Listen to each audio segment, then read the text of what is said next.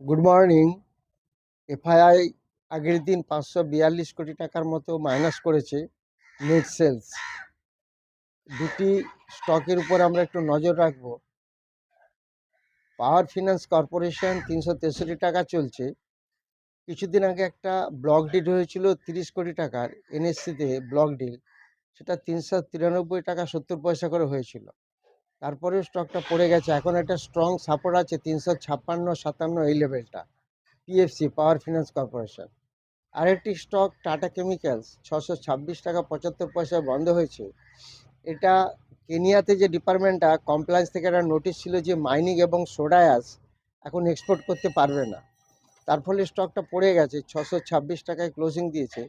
এই স্টকটা 621-এ একটা ভালো সাপোর্ট আছে এবং 607-এ একটা ভালো সাপোর্ট আছে, এটা আমরা একটু খেয়াল রাখবো।